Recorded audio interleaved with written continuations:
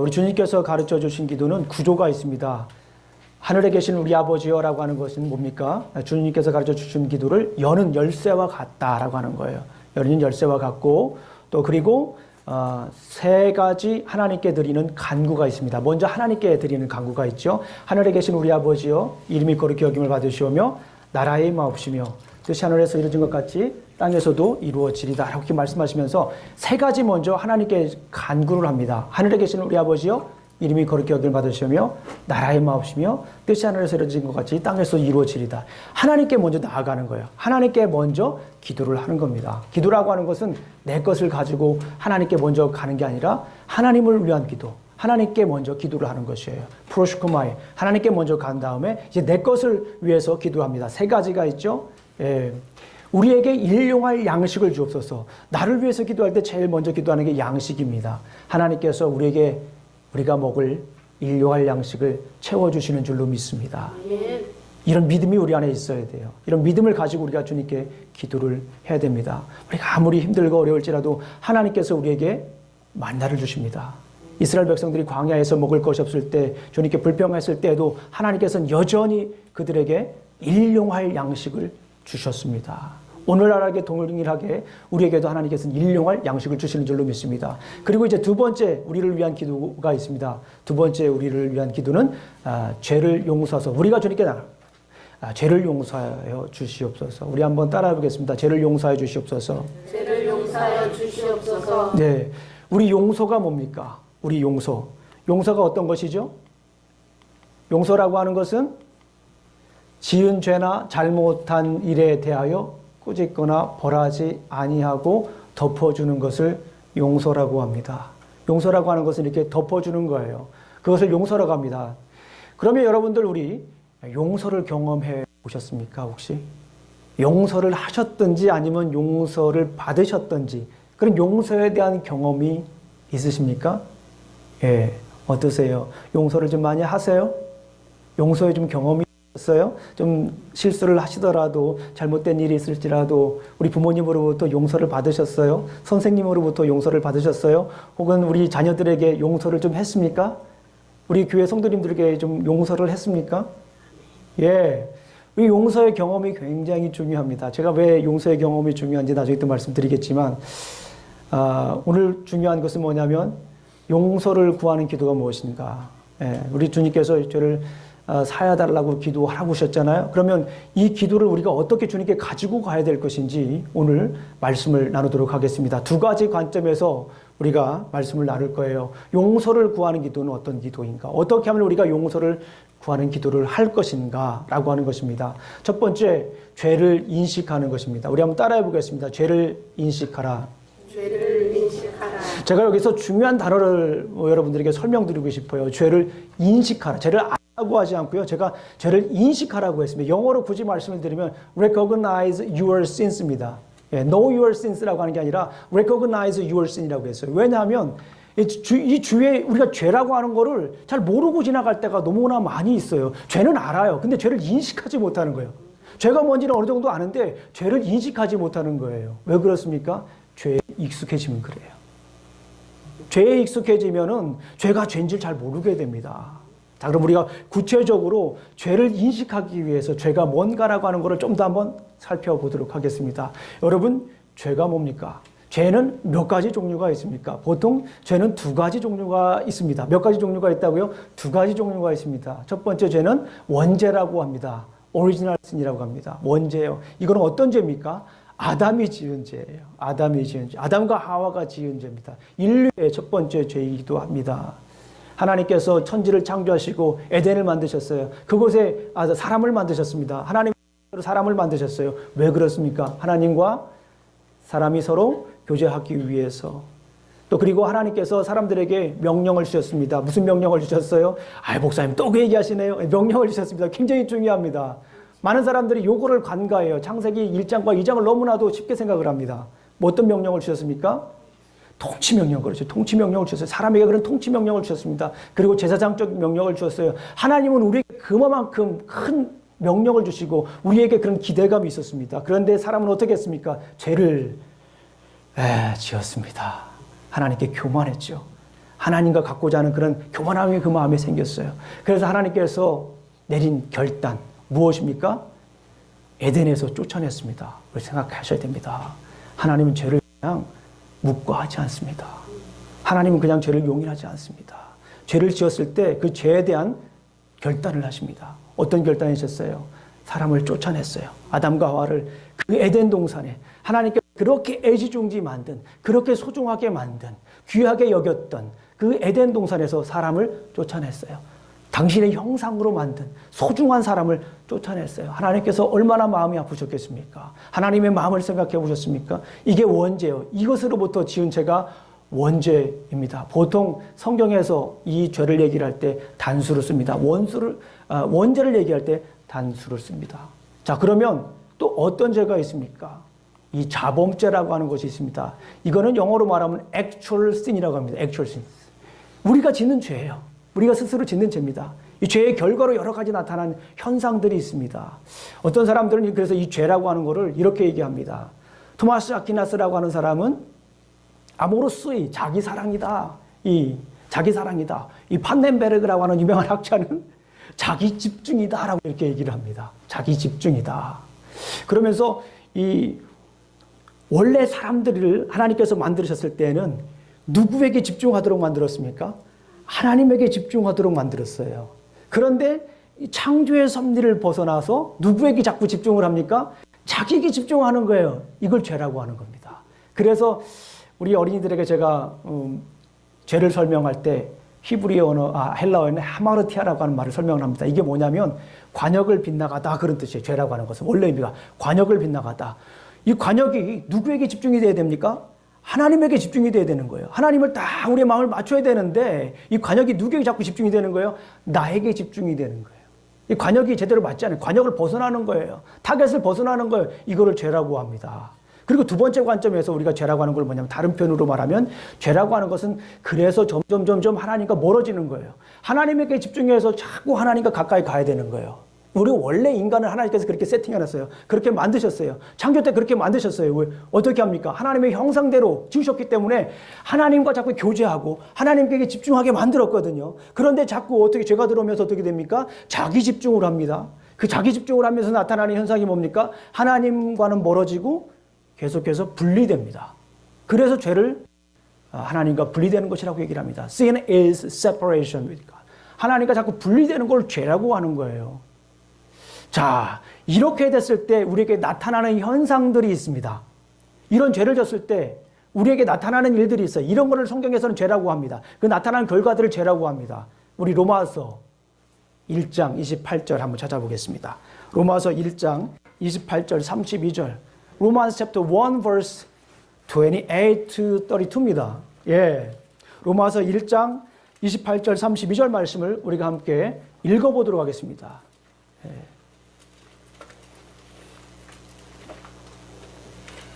성경에서는 이런 것들을 죄라고 하는 거예요. 이런 것들을 죄라고 합니다. 우리 한번 읽어보도록 하겠습니다. 천천히 한번 읽어보겠습니다. 시작. 또한 그들이 마음에 하나님 두기를 싫어하매 하나님께서 그들을 그 상실한 마음대로 내버려 두사 합당하지 못한 일을 하게 하셨으니 가만히 보니까 하나님을 마음에 두기를 싫어한다라고 하는 거예요. 의도적으로 하나님을 마음에 두는 것을 싫어하는 거예요. 의도적으로 하나님과 멀어지는 거예요. 그러면서 나타나는 현상들이 어떤 것입니까? 29절 보니까 제가 읽어드릴게요. 곧 모든 불의와 추악과 탐욕과 악의가 가득한 자요, 시기, 살인, 분쟁, 사기, 악독히 가득한 자요, 수근수근하는 자요, 비방하는 자요. 점점 찔리지 않습니까? 이런 걸 우리 성경에서는 죄라고 얘기하는 거예요. 이 본문을 너무 심각하게 생각하지 마세요. 이런 것들이 죄의 현상들입니다. 하나님께서 미워하시는 자요, 능욕하는 자요, 교만한 자요, 자랑하는 자요, 악을 도모하는 자요, 부모를 거역하는 자요, 우매한 자요, 배약하는 자요, 무정한 자요, 무자비한 자라. 그들이 이 같은 일을 행하는 자는 사형에 해당한다고 하나님께서 정하심을 알고도 알아요. 그런데 인식하지를 못하는 거예요. 자기들만 행할 뿐 아니라 또한 그런 일을 행하는 자들을 옳다 하느니라. 이게 문제인 거예요. 제가 죄인 것을 모르니까 죄로 인식을 못하는 거예요. 인식을 못하니까 계속해서 뭐 하는 겁니까? 죄를 짓는 겁니다. 그 죄에게 어떻게 되는 거예요? 자꾸 익숙해지는 것입니다. 우리 한 구절 더 찾아보겠습니다. 갈라디아서 5장 20절 말씀.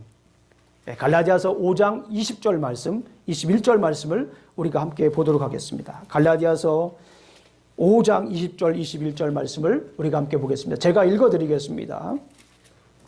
육체의 일은 분명하니 곧 음행과 더러운 것과 호색과 우상숭배와 주술과 원수 맺는 것과 분쟁과 그죠? 시기와 분냄과 당짓는 것과 분열함과 이단과 투기와 술취함과 방탕함과 그와 같은 것들이라 전에 너희에게 경계한 것 같이 경계하노니 이런 일을 하는 자들은 하나님의 나라를 유업으로 받지 못할 것이다 라고 하는 거예요.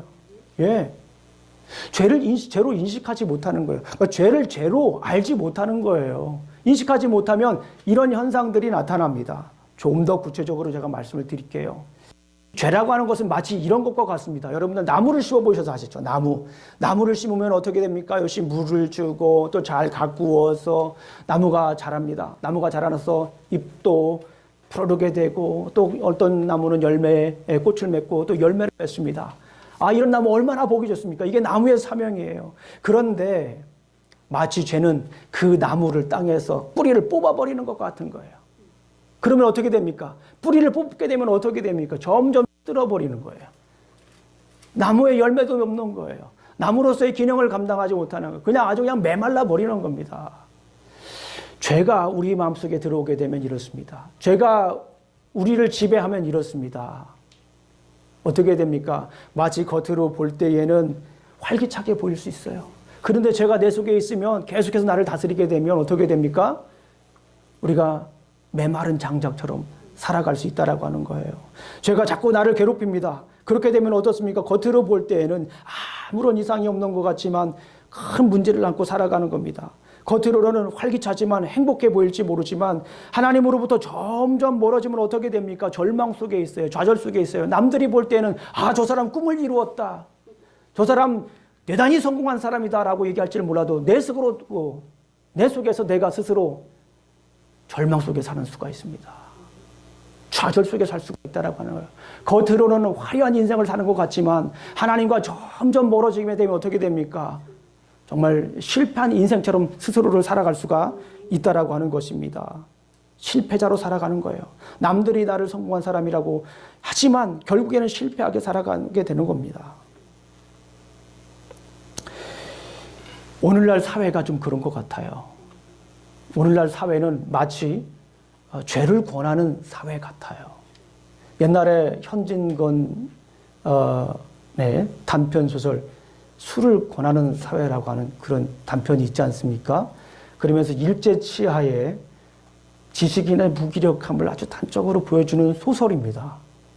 그런데 오늘날은 술을 권할 뿐만 아니라 죄를 권하는 그런 사회 같아요. 사람들에게 수단과 방법을 가리지 않고 높게 오른 사람들을 어떤 사람들은 부러워해요. 그리고 그 사람들을 추앙하기도 합니다. 죄를 지었지만 그가 가지고 있는 권력과 재물을 부러워하기도 합니다. 그리고 그런 삶을 위해 달려가기도 합니다. 그 과정 속에서 죄를 교묘하게 즐기기도 합니다. 영어 표현에 sin management라고 하는 말이 있습니다. sin management. 요즘은 매니지먼트 굉장히 중요하잖아요. 근데 죄도 매니지먼트 한다라고 합니다. 이 말은 죄를 잘 관리해서 죄가 되지 않을 정도까지만 즐기는 거예요. 매니지먼트 하는 거예요. 이렇게 sin 매니지먼트 하는 거예요. 그래서 어떻게 합니까? 즐길 건 즐기고 또 교회에 나와서 신앙생활도 같이 하고 그런 경향이 있습니다. 참 요즘 사회는 술을 권할 뿐만 아니라 이 죄를 권해요. 그래서 참 구분하기가 힘들어요. 참 세상과 타협을 하잖아요. 예전에는 죄라고 했던 거를 오늘날 죄라고 얘기하지 못합니다. 옛날에는 죄라고 했던 거를 요즘은 개인의 인권이라고 얘기를 합니다. 옛날에 죄라고 했던 것을 개인의 성향이라고 얘기를 합니다. 옛날에는 죄라고 했던 것을 요즘은 뭐라고 합니까? 개인의 취향이라고 얘기를 합니다. 옛날에는 죄라고 했던 것을 요즘은 개인의 사생활이라고 얘기를 합니다. 그래서 죄를 죄라고 얘기를 하면 잘못하면 죄인이 됩니다. 죄를 죄라고 얘기를 하면 잘못하면 죄인이 돼서 투옥이 되는 생활을, 투옥을 하게 됩니다. 감금 생활을 하게 됩니다. 얼마나 이 죄가 이 세상에 만연한데 죄를 죄라고 얘기를 못합니다. 왜 그렇습니까? 죄를 죄로 인식하지 못하기 때문에. 올바로 인식하지 못하기 때문에. 왜 그렇습니까? 죄와 자꾸 타협을 하기 때문에 그런 거예요. 자꾸 혼란하게 만드는 거예요. 오늘날 가장 우리를 위협하는 사상이 있습니다. 그 사상을 우리가 포스트 모더니즘이라고 얘기를 합니다. 포스트 모더니즘의 가장 중요한 특징이 있습니다. 그건 뭐냐면 자꾸 해체하는 거예요. One of the most essential features of postmodernism is deconstruction. 계속 해체하는 거예요. 그 말은 뭐냐면 절대적인 진리를 볼 수가 없어요, 이 사람들은. 절대적인 진리가 이 세상에 없어요. 이렇게 얘기를 합니다. There is no absolute truth. 절대적인 진리가 없다고 얘기를 합니다. 그러면서 예수 그리스도도 절대적인 진리가 아니다 라고 합니다. 예수 그리스도를 알게 되면 우리가 어떻게 됩니까? 죄를 죄로 얘기할 수가 있어요. 예수 그리스도를 보게 되면 죄로 죄로 인식을 할 수가 있습니다. 근데 예수 그리스도를 진리로 바라보지 못하니까, 제대로 바라보지 못하니까 죄와 자꾸 타협을 하게 됩니다. 자꾸 혼란스럽게 생각을 합니다. 우리 사랑하는 성도님들, 죄를 죄로 아십시오. 죄를 죄로 아십시오. 이것이 굉장히 중요합니다. 죄와 타협하지 마십시오. 우리 사랑하는 성도님들, 성경을 읽으면 죄가 눈에 들어와요. 예수님을 만나면 죄가 눈에 보입니다. 우리 사랑하는 성도님들 간곡히 바랍니다. 죄를 죄로 인식하시기를 주님의 이름으로 축원합니다. 죄에 물들어서 죄의 물결에 그냥 무의식적으로 흘러가면 정말 우리 주님 마음 아프십니다. 죄를 죄로 아시길 주님의 이름으로 축원합니다. 죄에 무감각해가지고 그냥 계속 죄를 따르다 보니까 죄의 종이 되는 경우도 있습니다. 죄를 인식하십시오. 죄를 죄로 인식하십시오. 두 번째, 용서를 구하는 기도는 어떤 기도냐면 첫 번째 죄를 인식하는 기도고 두 번째는 회개하는 것입니다. 우리 사랑하는 성도님들 한번 따라해 보겠습니다. 죄를 죄로 인식하자. 두 번째, 죄를 회개하자. 아멘. 우리 사랑하는 성도님들, 이 죄를 회개한다라고 하는 것이 뭡니까? 회개한다라고 하는 거. 회개한다라고 하는 게 무엇이에요? 완전히 돌아서는 거예요. 회개한다라고 하는 것은 완전히 뭐라고요? 돌아서는 겁니다. 그리고 계속해서 그 죄를 반복하지 않는 것이에요. 죄를 지으면 하나님께 나아가서 뭘 해야 됩니까? 회개를 해야 돼요. 죄를 죄로 인식하지 못하면 하나님께 회개할 수가 없어요. 중요한 건 죄를 죄로 인식한 다음에 하나님께 나아가서 회개를 하셔야 됩니다. 우리 다윗이 죄를 범했습니다. 다윗이 죄를 범했을 때 하나님은 그 죄를 묵과하지 않았습니다. 그 죄에 침묵하지 않았어요. 나단 선지자를 통해서 죄가 죄인 것을 알게 하셨습니다. 그럴 때 이 다윗이 어떻게 반응합니까? 왕으로서 선지자를 없앨 수도 있었고 왕으로서 자기 죄를 덮을 수도 있었습니다. 그럼에도 불구하고 다윗은 어떻게 얘기를 합니까? 죄를 회개합니다. 시편 51편 제가 찾지 않아도 됩니다. 여러분 찾지 않아도 됩니다. 제가 읽어드리겠습니다. 시편 51편 9절과 15절 말씀을 제가 읽어드릴게요. 주의 얼굴을 내 죄에서 돌이키시고 내 모든 죄악을 지워주소서. 하나님이여 내 속에 정한 마음을 창조하시고 내 안에 정직한 영을 새롭게 하소서. 완전히 새롭게 되는 거예요. 회개한다라고 하는 것은 완전히 새롭게 되는 거예요. 그러니까 회개한다라고 하는 것은 그냥 이렇게 지나가다가 잘못했어. 그러니까 sorry. I'm sorry.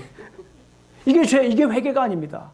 어떤 분들은 교회 와가지고 눈물 흘리면서 하나님께 하나님 잘못했어요. 하나님 용서해 주세요. 크게 눈물 흘리며 기도하고서 그게 회개됐다고 하는 분들이 있어요. 아니에요.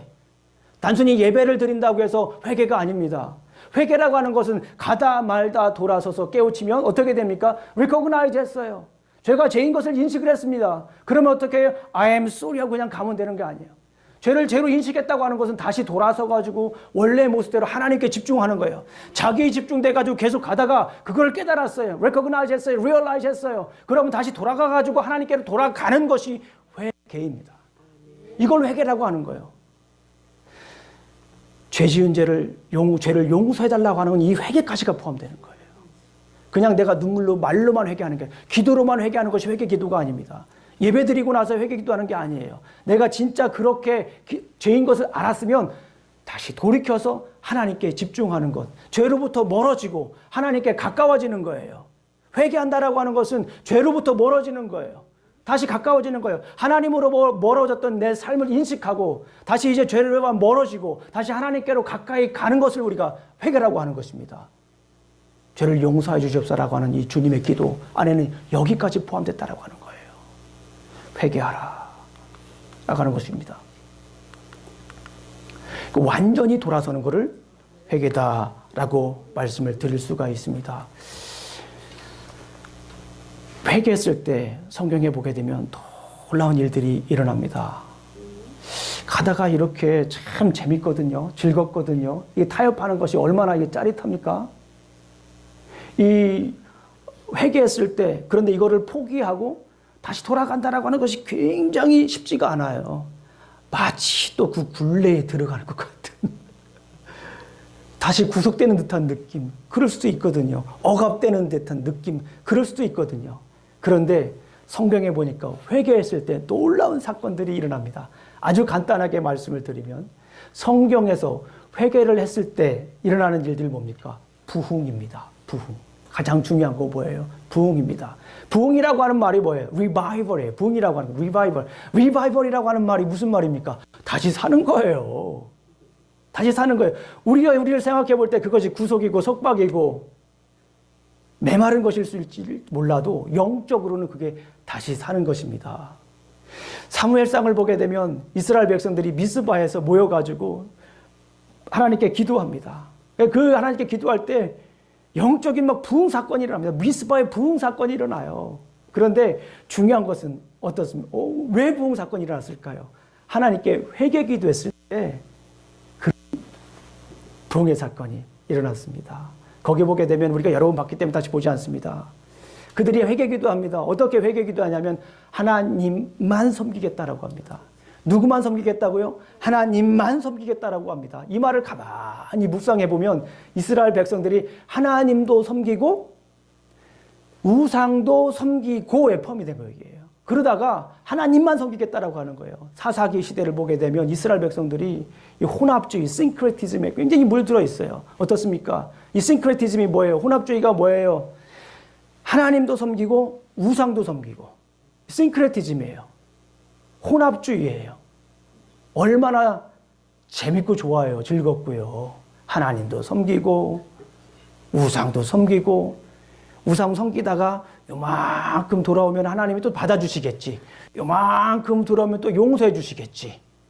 내가 sorry 하면은 I'm sorry God, sorry God. 이렇게 얘기를 하면은 하나님이 또 용서해 주시겠지.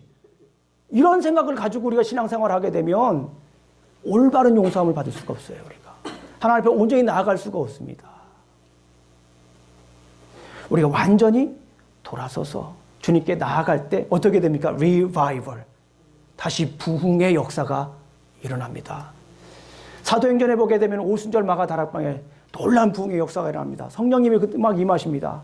그때에 베드로가 하나님의 말씀을 선포합니다. 설교를 합니다. 그때 어떠한 일들이 일어났습니까? 사도행전 2장 37절 39절에 보니까 오순절의 베드로 설교 후에 회개의 역사가 일어납니다. 그들이 이 말을 듣고 베드로의 설교를 듣고 마음에 찔림이 있어요. 하나님의 말씀을 들으면 마음에 찔림이 있어요.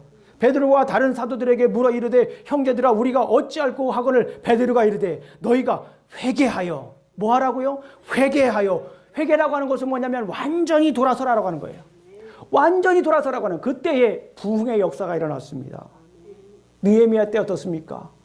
느헤미야가 하나님의 말씀을 들고 하나님의 말씀을 낭독합니다. 엑스포즈합니다. 하나님의 말씀을 설명합니다. 그럴 때 이스라엘 백성들이 막 회개하고 눈물을 흘리면서 금식을 선포하고 하나님께 나아가는 그런 모습을 볼 수가 있습니다. 부흥의 역사가 일어났어요. 회개의 역사가 일어났습니다. 회개라고 하는 것은 무엇입니까? 말로만 회개하는 것이 아니에요. 기도만 회개하는 것이, 예배 참석한다고 회개가 되는 것이 아니에요. 우리의 삶이 완전히 바뀌어야 되는 거예요. 오늘날 그리스도인들이 왜 그렇게 질타를 받습니까? 회개하지 않기 때문에 그런 거예요. 잘못을 알았으면 목사이든지 장로이든지 안수집사이든지 누구든지 돌아서야 되는 거 아닙니까? 그래 돌아서지 않지 않습니까? 돌아설 때 하나님께서 부흥의 역사를 주십니다. 그뿐만 아닙니다.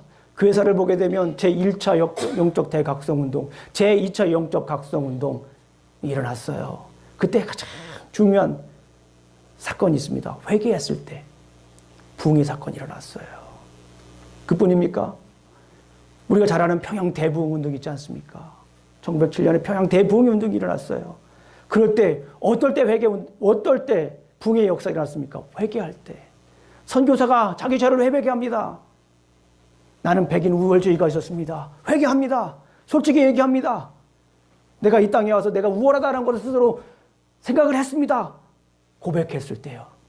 놀라운 부흥의 역사가 일어났습니다. 목사님들이 회개합니다. 장로님들이 회개합니다. 교인들이 회개합니다. 술, 담배를 끊습니다. 바람 피웠던 거 회개합니다. 남 사기쳤던 거 회개합니다. 거짓말했던 거 회개합니다. 아주 실질적인 거예요. 회개라고 하는 것은 완전히 돌아서는 겁니다. 그냥 말로만 눈물 흘리고 하나님 앞에 용서해달라고 얘기하는 것. 그리고 그런 감정을 하나님께서 주신 것만으로 끝나는 것이 아니에요. 어떤 분들은 그냥 교회 나와서 기도하고 작정 기도하고 새벽 예배 나와서 한 40일 기도하고 이 정도 하면 하나님이 그냥 용서해 주시겠지 라고 생각하시는 분들이 있어요. 아니요. 그렇지 않습니다. 회개라고 하는 것은 완전히 돌아서는 거예요. 삶이 완전히 돌아서는 것입니다. 용서를 구하는 기도는 죄를 인식하고 완전히 돌아서는 거예요. 이게 용서를 구하는 기도입니다. 말로 그냥 하나님께 용서해달라고 외치는, 소리치는, 간절히 애절한 그런 기도가 아닙니다. 기도라고 하는 것은, 용서를 구하는 기도라고 하는 것은 완전히 돌아서는 기도이다라고 볼 수가 있습니다. 여기에서 또 하나 우리가 생각해야 될 것이 있습니다. 용서를 구하는 기도의 두 번째, 회개하고 또 용서함, 완전히 돌아섰죠?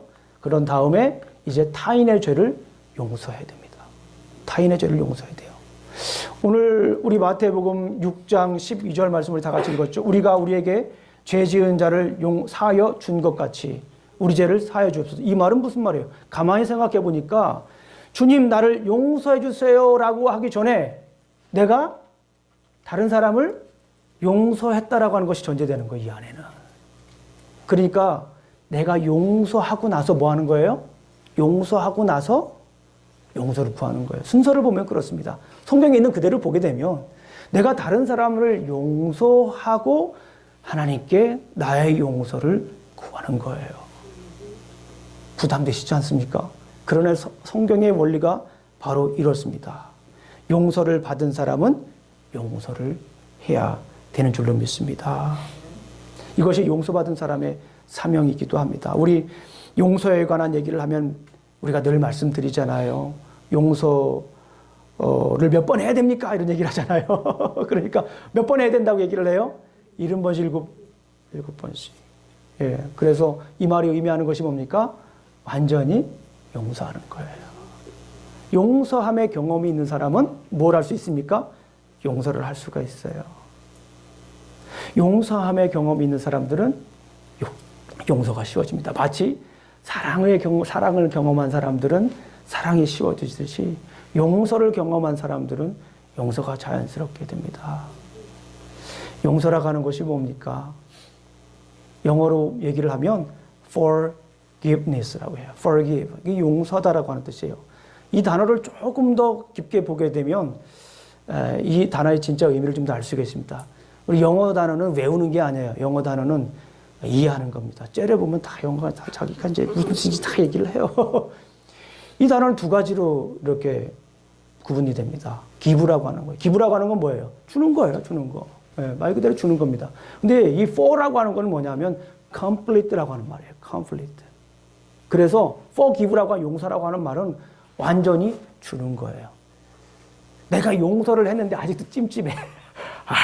내가 괜히 용서했어. 용서하지 말았어야 돼. 그건 용서가 아닙니다. 원어에 의하면 용서가 아니에요. 용서라고 하는 것은 그냥 끝나는 거예요. 더 이상. 내가 그냥 줬으면 끝. No more. That's it. No more. 이거를 용서해, 이게. 더 이상 그것에 대해 생각하지 않는 거예요. 이런 용서의 경우, 우리 예수님께서 우리를 어떻게 하셨습니까? 용서를 하셨잖아요. 우리 예수님께서 완전히 우리를 용서하셨잖아요. 우리 이 말씀을 드리면서 이제 한 가지만 말씀드리고 이제 끝내겠습니다. 이 말씀을 드리면서 한 가지 의문을 갖는 분들이 있습니다. 그건 뭐냐면 우리는 이미 죄사함을 받았는데 또 우리가 용서를 구해야 됩니까? 라고 하는 그런 질문을 할 수가 있습니다. 그런데 대전제는 그렇습니다. 우리는 이미 용서함을 받았습니다. 죄사함을 받았습니다. 아멘? 로마서를 보게 되면 예수님께서 우리를 위해 십자가에 못 박혀 돌아가셨습니다. 바로 이 순간 예수님께서 못 박혀 십자가에서 못 박혀 돌아가신 그 순간부터 우리는 어떻게 됩니까? 죄사함을 받습니다. 완전히 죄사함을 받는 거예요. 예수님께서 십자가에 못 박혀 돌아가심으로써 우리의 모든 죄를 용서하셨어요.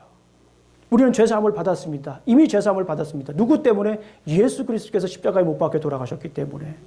로마서 5장에서는 우리는 하나님의 진노로부터 해방되었다. 이미 죄사함을 받았다니까요. 로마서 6장에서는 뭐라고 그럽니까? 우리는 이미 죄로부터 해방되었다. 그게 로마서 6장이에요. 로마서 7장은 뭐라고 합니까? 우리는 율법으로부터 해방되었다라고 선포되는 거예요. 그게 로마서의 선포입니다. 로마에서 울려 퍼지는 구원의 괴한곡이에요. 로마서 8장에는 어떤 내용이 나옵니까? 죄와 사망으로부터 이미 해방되었다라고 하는 거예요. 이것이 성경의 대전제입니다. 그런데 왜 우리가 또 죄의 용서를 구합니까? 이미 우리는 용서함을 받았는데 어떻습니까? 자꾸 옛날 모습으로 돌아가려고 하는 거예요. 자꾸 옛날 모습으로 돌아가려고 하는 거예요. 죄 습성 때문에. 그러하지 못하기 때문에. 그러하지 못하게 하기 위해서 우리가 계속해서 날마다 이 기도를 하는 거예요. 죄를, 우리가 또 자범죄를 짓지 않습니까? 이 죄에 대해서 또 계속해서 민감해가지고 하나님께 기도를 하고 그렇게 짓지 않도록 회개하는 거예요. 우리 구원이라고 하는 것은 무엇입니까? 어느 한 단 순간, 이례적인 순간이 아니에요. 구원이라고 하는 것은. 구원이라고 하는 것은 무엇입니까? 계속해서 성장하는 거예요. 죄를 고백하면서 계속해서 뭐 하게 되는 겁니까? 우리가 이루어지는 겁니다. 옛날 모습으로 돌아가지 않으려고 하는 거예요. 죄의 근성으로 다시 계속 가려고 하는 것이 아닙니다. 다시 하나님께로 돌아가는 거예요. 그래서 우리가 날마다 일용할 양식을 구하는 것처럼 우리가 죄를 용서하여 주시옵소서라고 하나님께 구해야 되는 겁니다. 이 긴장의 끈이 놓치게 되면, 이 긴장이 풀리게 되면 우리의 삶이 어떻게 될지 모릅니다. 날마다 주님 앞에 나아가서 용서를 구하는 기도를 우리가 해야 됩니다. 우리는 이미 죄사함을 받았음에도 불구하고 어떻습니까? 날마다 주님 앞에 나아가 죄를 인식하고 우리가 지은 죄에서 완전히 돌아설 수 있는 그런 기도를 해야 되는 것입니다. 오늘 말씀을 정리하겠습니다. 예수님은 용서를 구하는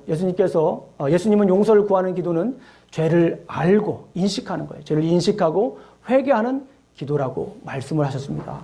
그렇기 때문에 우리 그리스도인들은 죄를 알고 그 죄에서 완전히 돌아서도록 기도를 해야 됩니다.